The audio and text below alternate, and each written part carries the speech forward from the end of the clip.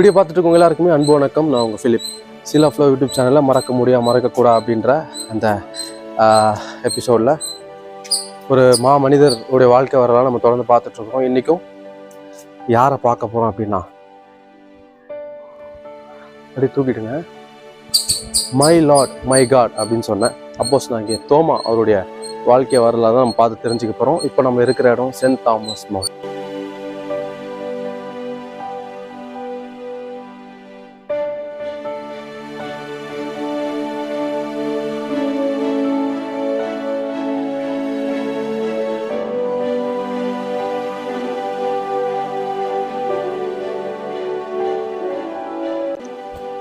இப்போ ஒரு சர்ச் கிட்ட வந்திருக்கிறோம்.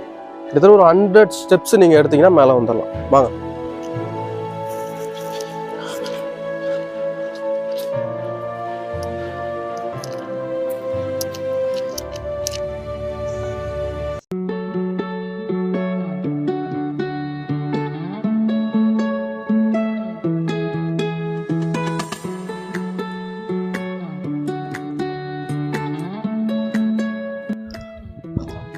அப்போஸ்தலனாகிய தோமா அவருடைய லைஃப் நம்ம எல்லாருக்குமே தெரியும். ஸோ இன்னைக்கு எந்தெந்த இடத்துக்கெல்லாம் போக போகிறோம் அப்படின்றத இந்த வீடியோ ஃபுல்லாக பார்த்து தெரிஞ்சுக்கோங்க.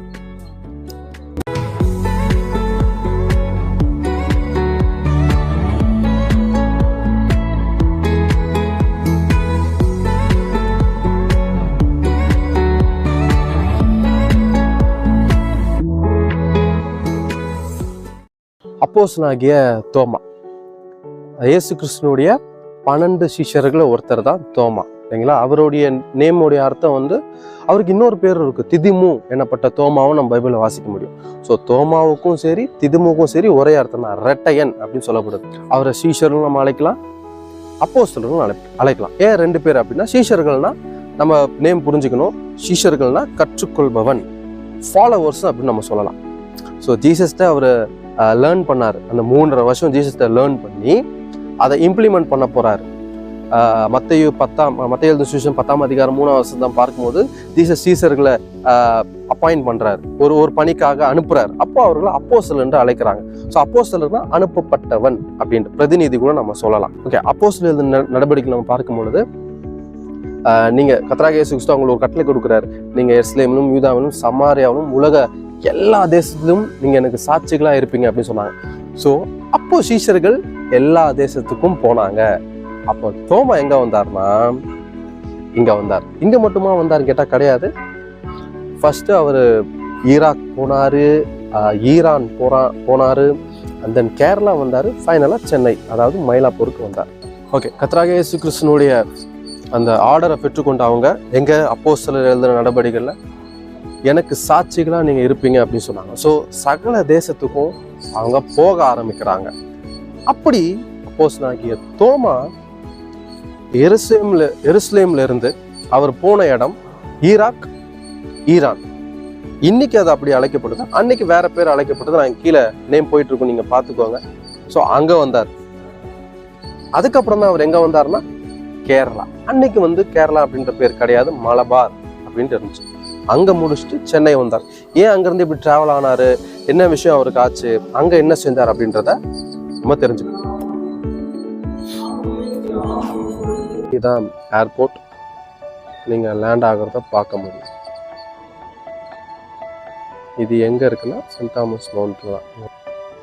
ஓகே, நான் அந்த சர்ச் கூட உங்களுக்கு காமிச்சு நினைக்கிறேன். கரெக்டா அதுக்கு ஆப்போசிட்ல தான், சர்ச்சுக்கு அப்படியே ஆப்போசிட்ல தான் இங்க நம்ம ஏர்போர்ட்டை பார்க்க முடியும்.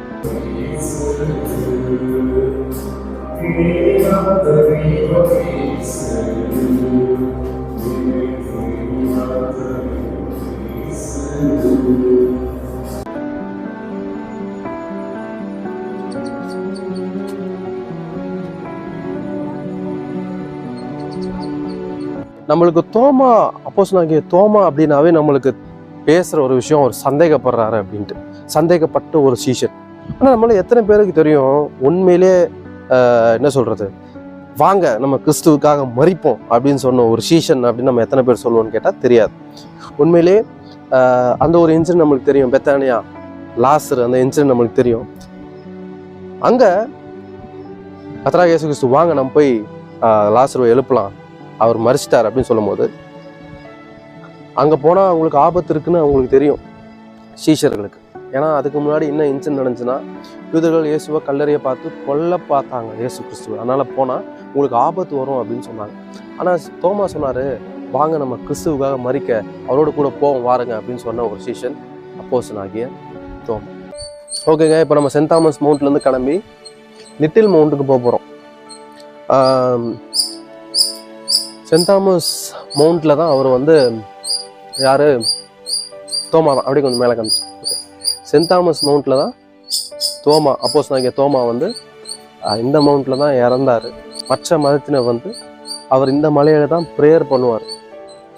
முழங்கால் போட்டு ப்ரேயர் பண்ணிட்டு இருக்கும்போது மற்ற மதத்தினர் வந்து அவரை ஈட்டியால் குத்திட்டாங்க. குத்தும் போது ஈட்டி முன்னாடி வந்துருச்சு. அப்படி தன்னுடைய உயிரை ரத்த சாட்சியாக மறித்தவர் தான் அப்போஸ்தலனாகிய தோமா. இங்கே வந்து அவர் மறிச்சார். லிட்டில் மவுண்ட் இப்போ நம்ம நெக்ஸ்ட் போக போகிறோம். அங்கே வந்து அந்த இடம் எதுக்குன்னா, இந்த எதிரிகள்லாம் அவரை துரத்தும் போது அவர் ஒளிஞ்ச ஒரு இடம், தன்னை பாதுகாக்க மறைவிடத்துக்காக போன ஒரு இடம் தான் லிட்டில் மவுண்ட். இப்போ நம்ம அங்கே போக போகிறோம். ஸோ லிட்டில் மவுண்ட்டில் நம்ம பார்க்கலாம். முடிஞ்ச அளவுக்கு நான் இங்கே என்னென்ன பேசியிருக்கேன் அப்படின்னு ஞாபகம் வச்சுக்கோங்க. லிட்டில் மவுண்ட்டில் இன்னும் சில விஷயங்கள் தோமா பற்றி நான் சொல்கிறேன், தெரிஞ்சுக்கோ. இப்போ நம்ம மலைக்கு மேலே இருந்து கீழே வந்துட்டு இருக்கிறோம். ஏறும் போது வலிச்சுது, இறங்கும் போது வலிச்சுது. நீங்கள் கொஞ்சம் அப்படியே அந்த பக்கம் பாருங்களேன். முன்னாடி அப்படிதான் இருந்துச்சு மலையா, இப்போ வந்து ஸ்டெப்ஸ்லாம் கட்டிட்டாங்க. அப்போஸ்தலனாகிய தோமா பாருங்க, அவ்வளோ தூரம் மலை மேலே ஏறி ப்ரேயர் பண்ணுறதுக்கு போகிறாரு. அப்போ பார்த்துக்கோங்க அவர் எந்த அளவுக்கு பக்தி வைராக்கியமாக இருந்திருக்கிறார். நம்ம வீட்டில் இருந்துட்டு அவர் எங்கே ப்ரேயர் பண்ண போகிறாருன்னா, மலை மேலே ஏறி கஷ்டப்பட்டு அங்கே போய் ப்ரேயர் பண்ணும்போது தான் ஈட்டியால் குத்தி தன்னுடைய ஜீவனை ரத்த சாட்சியாக இந்த குறிப்பாக சென்னையில் மறிச்சிருக்கிறார்.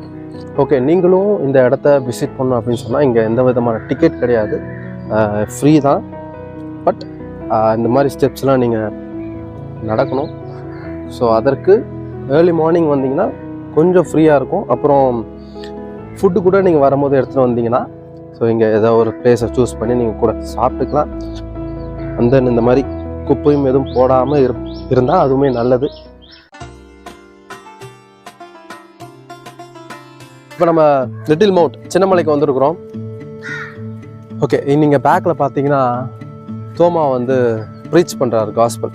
அப்போ வந்து நம்ம பேசுகிற தமிழ் இருந்துச்சான்னு கேட்டால் இல்லை, சங்கத்தமிழ் தான் இருந்துச்சு. ஓகே, அப்படி தான் அவங்க கம்யூனிகேட் பண்ணாங்க. ஈவன் இங்கேயுமே கூட இப்படிப்பட்ட சூழ்நிலையில் அவர் சுவிசேஷத்தை பிரசங்கித்தவராக காணப்பட்டார். ஸோ இன்னும் நம்ம என்னென்ன விஷயங்கள் இருக்குது அப்படின்றத பார்க்கலாம். சரி, ஓகே, இப்போ நம்ம ஸ்டெப்ஸ் ஏறுறோம். மேலே என்ன இருக்குது அப்படின்றத மேலே போய் பார்க்கலாம். ஆஸ் யூசுவல் சர்ச் இருக்குன்னு நினைக்கிறேன்.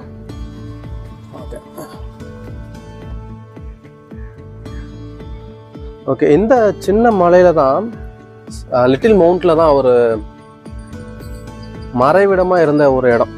அவருக்கு ஆபத்து வந்த டைமும் சரி, அதாவது மற்றவர்கள் அவரை கொல்ல பார்த்தபோது அவர் இந்த மலையில தான் வந்து என்ன பண்ணார்னா, சேஃப்டியா மறைவிடமா அடைக்கலமாக இந்த இடத்துக்கு வந்து அவர் இருந்தார்.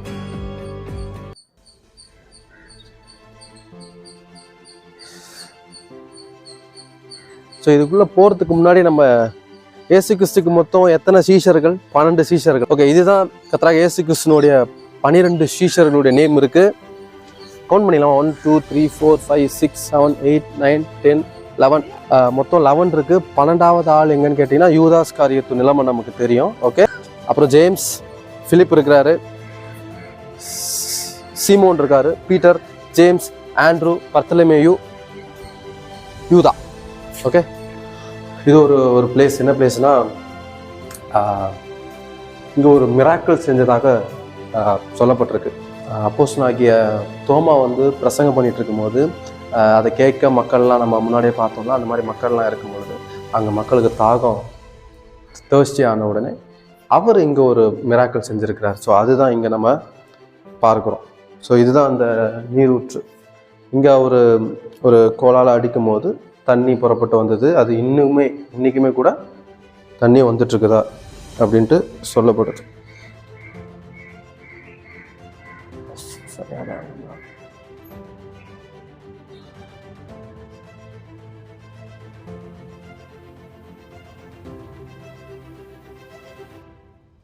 ஆமா சாந்தமலை பாடி இங்க வந்து ஒரு மறைவிடமா ஒளிஞ்ச இடம். மரித்த இடம் வந்து இறங்குனது அங்கதான். அந்த கோயிலுக்கு முன்னாடி ஒரு கம்பவுண்ட் இருக்கும், அதான் அவர் பிடிச்சி இறங்குனது வாகனத்துல. அதுல இருந்து தாங்க இங்க வந்து தப்பிச்சு போனது அங்க போகும். நல்ல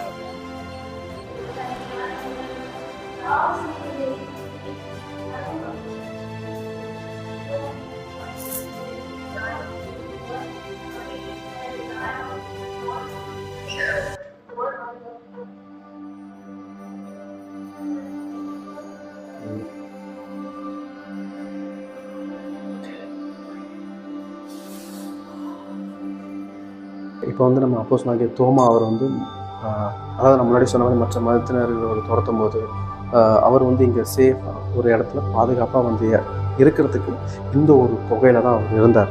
ஓகே, அவர் சேஃபாக ஒரு பாதுகாப்பாக இந்த ஒரு குகையில தான் அவர் தங்கினார். அதுதான் நீங்கள் பார்த்துட்ருக்கீங்க, அங்கே தான் நம்ம இருக்கிறோம். ஸோ இந்த ஒரு வழி வந்து இங்கேருந்தும் அவர் என்ன பண்ணார்னா தப்பிச்சு போகிறாப்புல எங்கன்னா சென்ட் தாமஸ் மவுண்ட்டுக்கு இது வழியாக அவர் போகிறாரு. ஸோ நம்ம சென்ட் தாமஸ் மவுண்ட்டுக்கு நம்ம முன்னாடியே போயிட்டு வந்துட்டோம் இல்லைங்களா. இது லிட்டில் மவுண்ட், இங்கேருந்து அவர் சென்ட் தாமஸ் மவுண்ட்டு போகிறாரு. இந்த கோவிலில் தான் அவர் இருந்தார். ஓகே, அப்புறம் பார்த்தீங்கன்னா நம்ம ஒரு சர்ச்சை தாண்டி தான் உள்ளே வந்திருக்கிறோம். அங்கே ப்ரேயர் பண்ணிகிட்ருக்குறாங்க. முடிஞ்ச அளவுக்கு என் வாய்ஸ் கேட்கும் நான் நினைக்கிறேன். அப்புறம் இந்த கல்லை பாருங்களேன், இது எல்லாமே செஞ்சதெல்லாம் ரியலான ஸ்டோன்ஸ், எல்லாமே ரியலாக இருக்குது. ஸோ ஆமாம், அதே மாதிரி சொன்னால் அவரோட கைகள், அவருடைய கரங்கள் இங்கே இருக்கு. ஸோ மேபி அவர் இப்படி வச்சு கூட ப்ரேயர் பண்ணலாம் நினைக்கிறேன். ஓகே, உள்ள வந்து மேலே போர்டில் பார்த்துருப்பீங்கன்னு நினைக்கிறேன். Come and rest a while அப்படின்னு போட்டிருக்கு. உள்ள மெடிடேட் பண்ணுறாங்க, ப்ரேயர் பண்ணுறவங்க ப்ரேயர் பண்ணிகிட்ருக்குறான். ஸோ நம்ம நெக்ஸ்ட் இடத்துக்கு போகலாம்.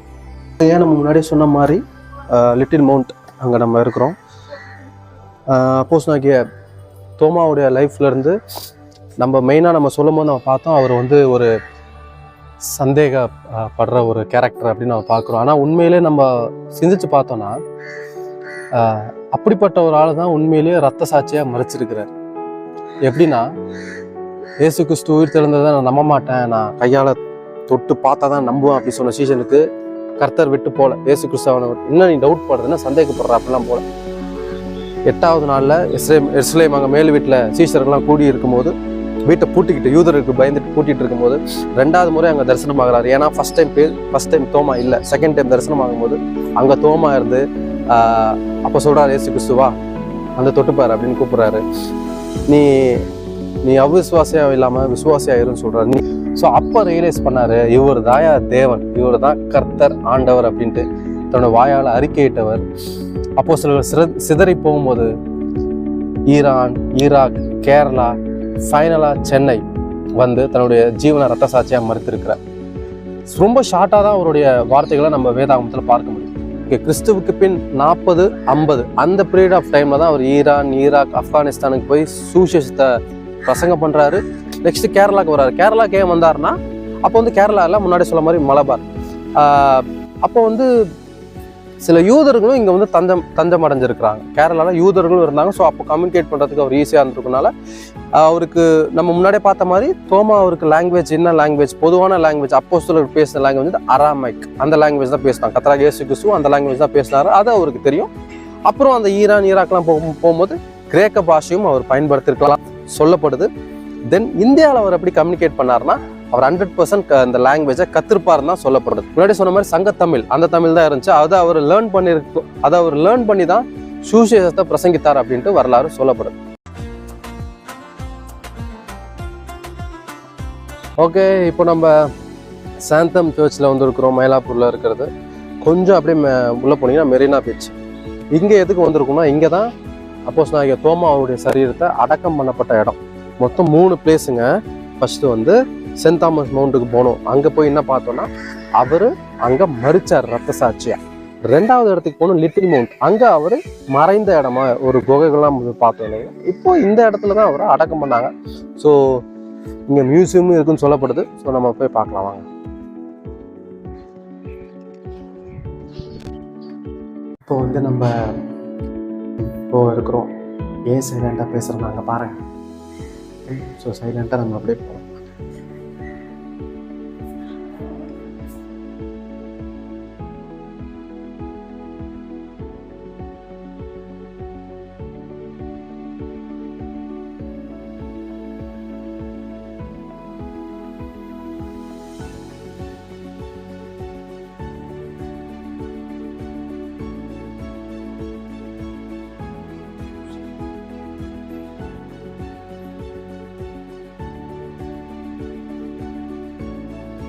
இந்த இடம் தான் நம்ம முன்னாடியே பார்த்தோம். இது எங்கன்னா சென்ட் தாமஸ் மவுண்ட் அவர் ப்ரேயர் பண்ண அந்த டைமில் ஈட்டியால் குத்தி ரத்த சாட்சியாக மறிச்சார் அப்படின்றது தான் ஒரு ஸ்டாச்சுவாக இங்கே இருக்குது.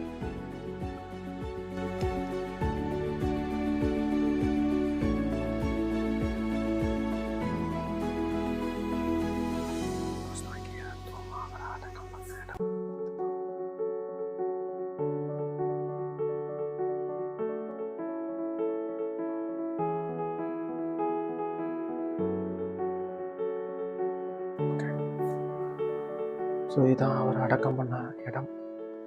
நான் இதெல்லாம் வெளியே போய் பேசிக்கலாம்.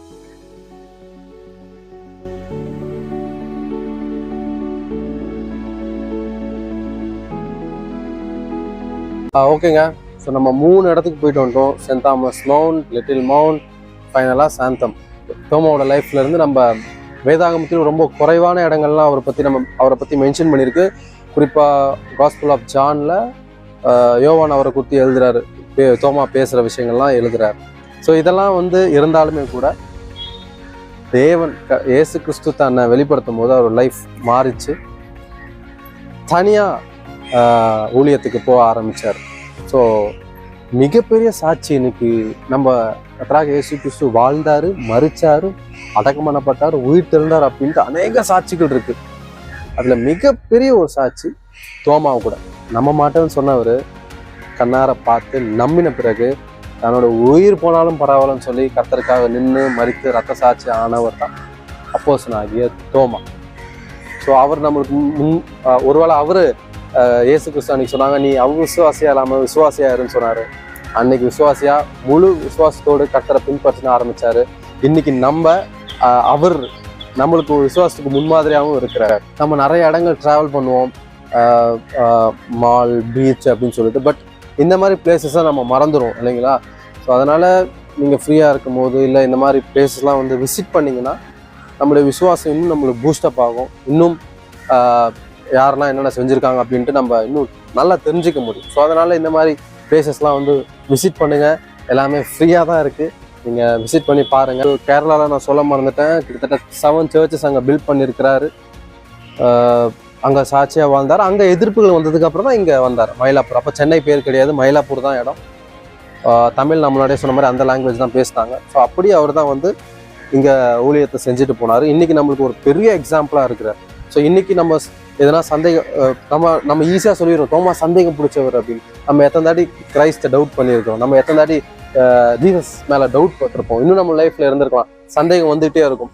அப்போ நம்மள என்னன்னு சொல்கிறது, ஒரு சந்தேகம் இருந்துச்சு அப்படின்னு சொன்னால் நிச்சயமாக அந்த சந்தேகத்தை தீர்த்து வைக்கிறதுக்கு கர்த்தராகிய இயேசு கிறிஸ்து இருக்கிறாரு. அன்னைக்கு எப்படி கர்த்தராகிய இயேசு கிறிஸ்து தோமாக்கு தன்னை வெளிப்படுத்தினாரோ இன்னைக்கு நம்மளுக்கு வேதம் மூலியமாக அவரை வெளிப்படுத்துறாரு. அவரை நம்மளால உணர முடியுது. அதனால கர்த்தராகிய இயேசு கிறிஸ்து மரித்தவர் இல்லை, உயிரோடு எழுந்தவர். மரித்து அடக்கம் போட்டு உயிரோடு எழுந்தவர் தான். அவரோட சுவிசேஷத்தை பிரசங்கிக்க தான் தோமா இப்படியா பாடுபட்டார். உதாரணத்துக்கு நம்ம பார்க்குறோம், அப்போ வண்டி இல்லை. இனி நம்ம ஈஸியாக ஒரு பைக் எடுத்துகிட்டு போயிடுறோம். ப்ரேயர் இருந்த இடத்துல பண்ணுற வசதியை கர்த்தர் கொடுத்துருக்காரு. ஆனால் தோமா பாருங்கள், ட்ராவல் பண்ணி உடல் ரீதியாக பாதிக்கப்பட்டு மன ரீதியாக பாதிக்கப்பட்டு ஆனாலும் கூட விசுவாசத்தை அவர் விடவே இல்லை. அன்னைக்கு பிடிச்ச அந்த விசுவாசத்தை இன்றைக்கும் கூட உறுதியாக பிடிச்சார். அதனால தான் அந்த மலையிலையும் போய் தனித்திருந்து ஜெபம் பண்ணார் பார்த்தோம்ல இயேசு கிறிஸ்து. ஸோ அவருடைய ஃபாலோவர் அதை ஃபாலோ பண்ணியிருக்கிறாரு. ஸோ நம்மளும் சீஷர்கள் தான். கிரைஸ்ட்டை ஃபாலோ பண்ணுற நாமளும் டிசைபிள்ஸ் தான். நாமளும் கிரைஸ்ட்டை ஃபாலோ பண்ணுவோம். ஸோ இந்த லைஃப் இது உங்களுக்கு பிரயோஜனமாக இருந்துச்சு இந்த ஒரு vlogனு கூட சொல்லலாம். இல்லை ஃபஸ்ட் நம்ம மாமனிதர்களில் கிளிப்பிங்ஸ் மாதிரி நீங்கள் பார்ப்பீங்க. ஸோ இதை வந்து டேரெக்டாக உங்களுக்கு நேரில் போய் பார்க்கலாம் அப்படின்னு சொல்லிட்டு ஒரு புது முயற்சி. இதை தொடர்ந்து இன்னும் வெவ்வேறு இடங்களுக்கு போகலாம் அப்படின்ற ஐடியாஸ் இருக்குது. நீங்கள் ப்ரேயர் பண்ணிக்கோங்க. கர்த்தர் சித்தமானால் இப்படிப்பட்ட விஷயங்கள்லாம் போய் நேரில் விசிட் பண்ணி உங்களுக்கு எக்ஸ்பிளைன் பண்ணணும் அப்படின்னு நான் ஆசைப்பட்றேன். ஸோ கர்த்தர் சித்தமானால் அந்த நாட்கள் வரும் நான் நினைக்கிறேன். ஸோ அதற்காக நீங்கள் ஜெபித்து கொள்ளுங்கள். இந்த வீடியோ உங்களுக்கு யூஸ்ஃபுல்லாக இருந்தால் மற்றவங்களுக்கு தெரியப்படுத்துங்க, ஷேர் பண்ணுங்கள். ஸோ இன்னொரு அருமையான வீடியோவில் உங்களை வந்து சந்திக்கிறேன். Until then, take care. Bye bye from Sila Flow YouTube channel.